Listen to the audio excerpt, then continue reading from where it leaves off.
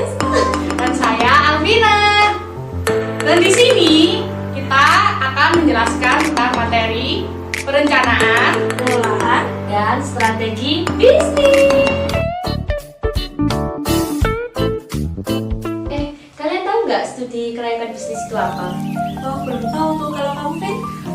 Jadi, studi kelayakan bisnis yaitu suatu kegiatan yang digunakan untuk mengetahui layak atau tidaknya suatu kegiatan bisnis tersebut berjalan.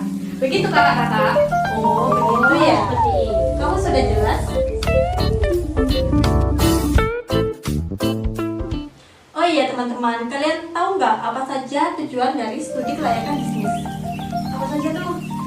Tujuan studi kelayakan bisnis ada 5 teman-teman. Yang pertama, menghindari resiko kerugian. Yang kedua, memudahkan untuk perencanaan. Yang ketiga, memudahkan pelaksanaan pekerjaan.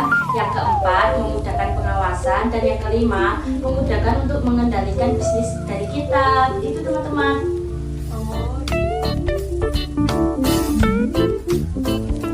Pihak yang berkepentingan dalam studi kelayakan bisnis tuh siapa aja sih aslinya? Jadi pihak-pihak yang berkepentingan dalam studi kelayakan bisnis itu ada 3 teman-teman. Yang pertama, pemilik perusahaan. Yang kedua, investor atau penyandang dana. Dan yang terakhir, masyarakat atau pemerintah. Gitu teman-teman. Oh begitu.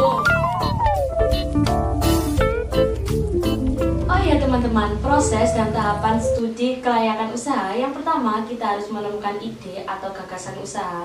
Yang kedua, kita harus mempertimbangkan alternatif usaha. Yang ketiga, tahap analisis data. Dan yang keempat, tahap keputusan.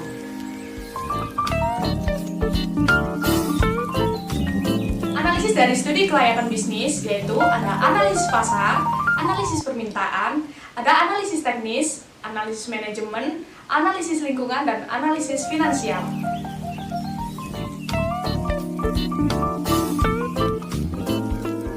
Jadi selanjutnya ada penyusunan laporan studi kelayakan usaha. Ada 2 teman-teman. Yang pertama, teknik penyajian laporan. Yang kedua, garis besar laporan studi kelayakan bisnis. Teman-teman, dalam studi kelayakan bisnis terdapat evaluasi dan juga persiapan bisnis baru yang harus dilakukan oleh perusahaan. Yang pertama ada ringkasan pelaksanaan usaha, yang kedua ada deskripsi usaha, yang ketiga ada produk dan pelayanan yang harus dilakukan oleh perusahaan, yang keempat ada analisis produksi, yang kelima ada analisis pasar, yang keenam ada strategi pemasaran, yang ketujuh ada pengelolaan, yang kedelapan ada operasi usaha, dan yang terakhir ada proyeksi keuangan. Begitu teman-teman. Selain itu teman-teman, agar kita yakin bahwa usaha yang kita jalankan itu siap untuk dimulai, maka kita perlu melakukan evaluasi dari beberapa aspek. Di antaranya melakukan evaluasi ringkasan pelaksanaan, melakukan evaluasi misi bisnis, melakukan evaluasi lingkungan bisnis, serta melakukan evaluasi produk dan jasa. Selanjutnya, Untuk selanjutnya yaitu yang kelima, evaluasi pesaing. Yang keenam, evaluasi harga. Yang ketujuh, evaluasi keunggulan pesaing. Yang kedelapan, evaluasi pasar dan pemasaran. Yang kesembilan, evaluasi manajemen personal. Dan yang terakhir adalah evaluasi resiko yang tidak terkontrol.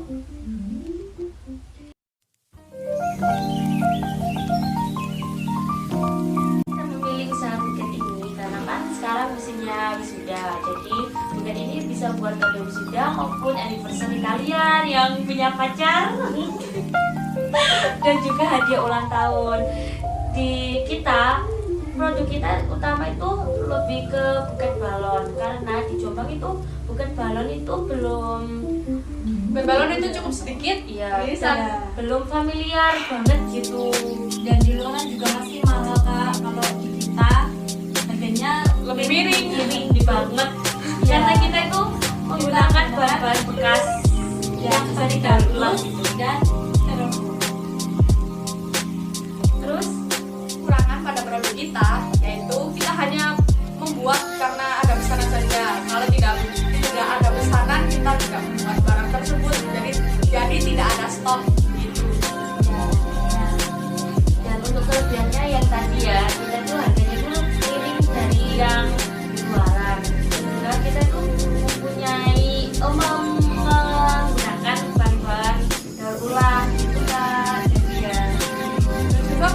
kita itu bisa sesuai request pembeli